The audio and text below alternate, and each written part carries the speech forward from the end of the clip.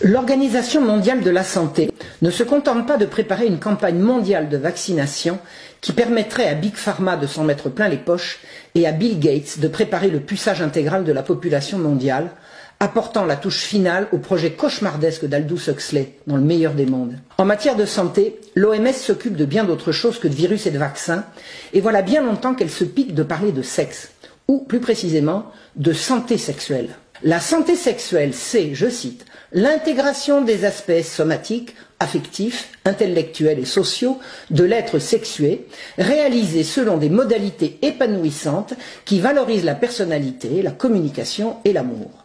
Ah, on ne voit pas bien le rapport avec la santé, mais il doit y en avoir un quand même puisqu'ils le disent. En 2002, l'OMS peaufina sa définition de la santé sexuelle. Je cite. La santé sexuelle est un état de bien-être physique, mental et social dans le domaine de la sexualité. Elle requiert une approche positive et respectueuse de la sexualité et des relations sexuelles, ainsi que la possibilité d'avoir des expériences sexuelles qui soient source de plaisir et sans risque, libres de toute coercition, discrimination ou violence. Fin de citation. Ça se précise. Il serait donc sain d'avoir des expériences sexuelles sans risque. Quel risque au fait? La violence, ça se soigne, docteur? Et c'est quoi la discrimination? Ça a un rapport avec la santé? Si l'égalité demande que tout le monde soit traité de la même manière, l'équité sait qu'il faut discriminer pour être juste. C'est en discriminant les femmes que la loi, en 1892, entendit les protéger en interdisant de les faire travailler la nuit. Et c'est au nom de l'égalité que ce principe fut aboli et qu'aujourd'hui, n'importe quelle mère isolée peut aller revendiquer de travailler la nuit. Or, depuis l'invention des droits sexuels pour tous, il n'est pas de texte émanant des cinglés qui nous dirigent qui n'exige que nous luttions contre les discriminations. Au nom de l'égalité, bien sûr. Tarte à la crème du progrès que personne ne réclame, mais que nos élites exigent de nous. L'OMS ne peut œuvrer efficacement en faveur de l'égalité des sexes et de l'équité en santé sans examiner sa propre situation à cet égard. L'organisation s'engage en faveur de l'inclusion, de la diversité et de la parité homme-femme, ce dont témoigne la nouvelle équipe de direction du directeur général qui comporte plus de femmes que d'hommes. Il y a donc la parité quand il y a plus de femmes. Cela veut-il dire qu'il faut plusieurs femmes pour faire un homme? Disons-le tout net, l'OMS est à la pointe de la promotion des droits sexuels. La Déclaration des droits sexuels, publiée en 2008 par la plus que contestée Fédération internationale du planning familial, qui planifie la famille par la promotion à tout va de l'avortement pour toutes et vit du trafic de fœtus, a été validée par l'OMS en 2015 lors de la publication d'un document intitulé « Santé sexuelle, droits de l'homme et le droit ». Pour ceux qui ne savent pas encore, voici ce que sont les droits sexuels tels que l'IPPF, nom international du planning familial, les a définis en 2008. C'est le droit de jouir d'une sexualité indépendante de la reproduction et d'une reproduction indépendante de la sexualité. On a bien entendu. Il n'y aura plus aucun rapport entre faire l'amour et faire des enfants. Pourquoi? Parce que le sexe n'est plus le moyen de se reproduire, c'est le moyen de jouir. Toujours est-il que la sexologie allemande d'avant-guerre fit la part belle à l'homosexualité et que de ce point de vue, il est aisé de comprendre que la chose avait peu à voir avec la reproduction de l'espèce. Séparer le sexe de la reproduction et la reproduction du sexe, la chose semblait couler de source pour ces praticiens de la sodomie. Mais revenons aux droits sexuels de l'IPPF. Quand on a compris que le sexe n'est plus relié à la reproduction de l'espèce, reste à comprendre qu'il nous sert à jouir et que jouir est devenu un droit. Un droit, il y a les droits de l'homme et parmi ceux-ci les droits sexuels. Chacun doit pouvoir contrôler tout ce qui touche à sa sexualité en tenant compte des droits d'autrui et des capacités évolutives de l'enfant. À partir de 10 ans, un enfant peut donc jouir des droits sexuels, mais en tenant compte de ses capacités évolutives. Et ces capacités évolutives sont la seule restriction qu'on trouvera dans tous ces textes à l'attribution de tous les droits sexuels aux petits d'hommes à partir de 10 ans. Ça s'appelle les droits de l'enfant et on annonce bien ici qu'on se passera des parents. Les sociétés doivent créer des environnements au sein desquels l'enfant peut réaliser ses capacités maximales et se voir octroyer plus de respect pour sa capacité à prendre des décisions responsables concernant sa vie. De quel genre de décisions parle-t-on ici dans un manifeste pour les droits sexuels, sinon des décisions concernant la sexualité? Les droits sexuels doivent pouvoir s'exercer, je cite, sans intrusion arbitraire ni limitation fondée sur des croyances culturelles ou l'idéologie politique dominante, ou encore sur des notions discriminatoires d'ordre public, de moralité publique, de santé publique ou de sécurité publique. Fin de citation. Voilà donc le programme. Pour faire valoir les droits sexuels des personnes, il faudra mettre de côté l'ordre et la moralité publique qui sont discriminatoires. Interdire une activité sexuelle en fonction de l'âge sera donc discriminatoire, donc interdit. Interdire le sexe aux enfants sera donc discriminatoire, on ne rêve pas. C'est bien ce qui est écrit. On va donc éduquer les parents à ne pas perturber les droits sexuels de leurs enfants. Donner une éducation sexuelle, notamment dans les écoles, n'est pas toujours chose aisée. La démarche rencontre souvent des résistances, motivées le plus souvent par des peurs et des préjugés. Pour être suffisamment valorisée, l'éducation sexuelle devrait devenir une branche d'examen. Une branche d'examen? On a déjà des examens en biologie, non? Que propose-t-on d'autre? La masturbation, le changement de sexe, la pose de préservatif, la sodomie sans peine? On introduit ici le mensonge de Kinsey qui prétendit « Children are sexual from birth ». Les enfants sont sexuels dès la naissance. C'est une arnaque. L'enfance est justement la période de la vie qui précède la sexualité. L'éducation sexuelle commencera dès la naissance. En quel honneur et en quelle langue? Kinsey était un pervers sexuel payé par l'Institut Rockefeller pour détruire la morale publique occidentale pour commencer et mondiale ensuite. Kinsey a fait violer des centaines d'enfants par des pédophiles pour observer les réactions des victimes et remplir les pages de son livre d'observations sur leurs prétendus orgasmes. Les objectifs de l'éducation sexuelle sont de favoriser le respect de la diversité sexuelle et des différences entre les sexes, ainsi que la prise de conscience de l'identité sexuelle et des rôles socialement associés au genre. Mais c'est ici l'introduction de l'homosexualité comme norme et de l'idée qu'on peut choisir son sexe, donc on peut en changer. Non mais l'école est-elle là pour apprendre aux jeunes à mener une vie sexuelle agréable? On ne sait plus lire ni écrire, mais on apprend à jouir. Et ça ne s'appellerait pas de la corruption de mineurs, ça? Voici ce que l'OMS préconise pour les tout-petits. Avant 4 ans, c'est-à-dire de 0 à 4 ans, on renseignera l'enfant sur la grossesse et la naissance des bébés. En quelle langue? L'égalité entre les sexes au berceau. Les différentes manières de devenir l'enfant d'une famille. Mais ça veut dire qu'on veut apprendre aux enfants qu'il y a autre chose que papa et maman, c'est quoi ça? Informer l'enfant sur le plaisir et la satisfaction liés au toucher de son propre corps, la masturbation enfantine précoce. À présent, le programme pour les enfants âgés de 4 à 8 ans. La reproduction humaine, la consolidation de son identité sexuelle, fille ou garçon, pour le cas où ils auraient des doutes, pauvre gamin.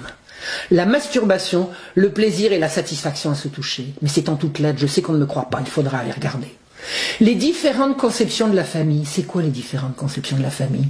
C'est pas l'introduction du mariage gay, ça?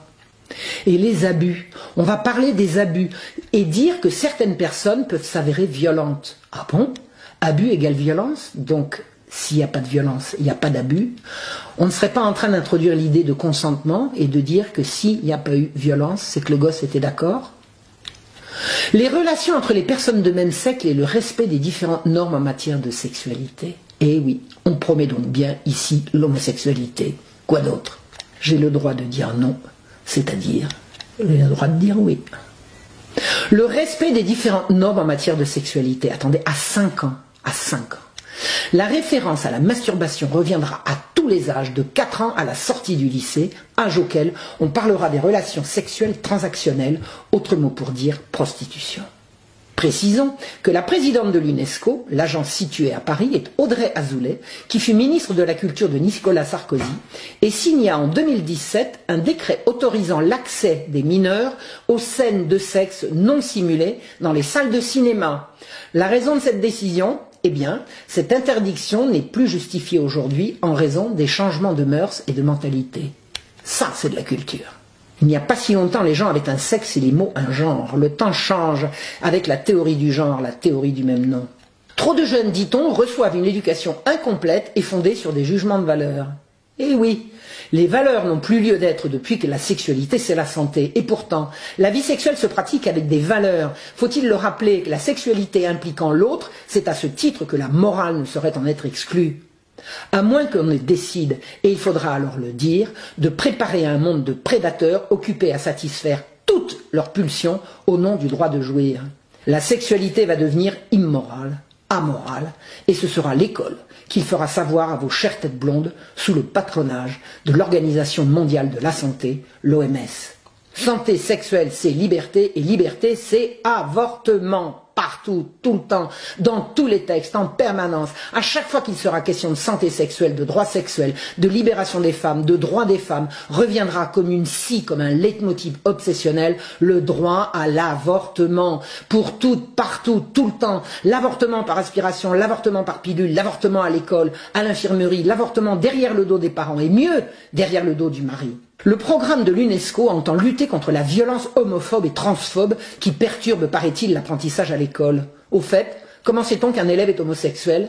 On luttera contre l'homophobie, néologisme qui vaut aux gémonies quiconque ne plie pas devant les diktats d'un lobby tout-puissant qui prétend lutter contre un taux de suicide des jeunes homosexuels totalement imaginaire. Dans un souci pédagogique évident, le texte dénonce l'augmentation de l'accès à une pornographie violente. Et la pornographie non violente, ça va? Bande de malades. On leur fera identifier des valeurs importantes que sont l'égalité, le respect et la tolérance. Mais importantes pour qui? C'est 100% idéologique, l'école n'est pas là pour ça. On leur apprend qu'il existe des touchés corrects et des touchés non corrects et on leur demande de les lister. À 5 ans. Les enfants devront pouvoir affirmer que des gens montrent leur amour pour les autres de différentes façons, comme par les baisers, les câlins et parfois des attitudes sexuelles. De quoi parle-t-on? D'attitudes sexuelles à des gosses de 5 ans? Mais il y a une confusion totale. Essaye-t-on ici de dire qu'en ayant une attitude sexuelle, on montre son amour? Les enfants n'ont pas à prendre des décisions, ce sont les parents qui le font. On sape ici l'autorité parentale à partir de 9 ans. Les parents ne sont plus là que pour conseiller. Les parents ne pourront plus s'opposer à une relation sexuelle de leur enfant avec qui que ce soit si l'enfant l'a décidé. Et l'autorité, elle a disparu. On va discuter des relations sexuelles transactionnelles. C'est bien le nouveau mot pour prostitution, non? On pourra dire non à la putophobie, reconnaissance du travail sexuel. Ils ont 12 ans. On dit ici que faire la pute, c'est risqué, la pute ou le pute au demeurant. Sous-entendu, si vous prenez suffisamment de précautions, allez-y. Mais c'est pas de la corruption de mineurs, ça. La grossesse est définitivement présentée comme un risque, comme un mal. C'est la validation de la sexualité comme source de plaisir et non transmission de la vie. Le droit à l'adoption sous-tend le trafic d'enfants. L'ouverture à la GPA et la PMA, c'est l'arrachage des enfants aux familles, pas dans la norme. C'est ce qu'on a vu faire en Angleterre et en Europe du Nord. C'est ce qu'on voit de plus en plus apparaître en France. C'est l'horreur absolue. Voilà ce qu'affirme l'OMS en 2015 dans son guide dont l'élaboration a été financée notamment par l'Open Society de George Soros. Les parents tuteurs peuvent envoyer leurs enfants dans une école de leur choix avec des approches éducatives religieuses ou autres, mais les écoles elles-mêmes sont soumises à une réglementation par le droit national, notamment en ce qui concerne la fourniture d'une éducation sexuelle obligatoire. L'OMS est derrière toute une entreprise mondiale de corruption de la jeunesse par le sexe et une culture de mort. L'organisation soutient les droits des clandestins, des prisonniers, des transsexuels qui doivent pouvoir bénéficier non seulement des fonds publics pour des opérations de mutilation irréversibles, mais également de la modification de l'état civil. Rien ne semble devoir être oublié dans cette litanie de négation de la réalité et de total renversement des valeurs. C'est l'OMS qui, le 11 mars 2020, a qualifié de pandémie l'apparition de la Covid-19, déclenchant par le monde une réaction de panique et une atteinte sans précédent à la liberté des peuples. Quantité d'avis de médecins de par le monde nous permettent de comprendre qu'il s'agit, en interdisant l'accès aux médicaments traditionnels et bon marché qui ont montré leur efficacité, d'une gigantesque escroquerie destinée à promouvoir la vaccination de masse et le programme de puçage des populations. L'OMS n'est plus, s'il a jamais été, un organisme indépendant soucieux de santé publique, mais le bras omniprésent d'une politique criminelle promue par Bill Gates, l'ami de Jeffrey Epstein, et ce qu'on appelle désormais Big Pharma. L'OMS, organisation devenue totalement illégitime par son financement quasi privé et qui promeut partout la corruption des mineurs et la destruction de l'enfance et de la famille. Réveillez-vous.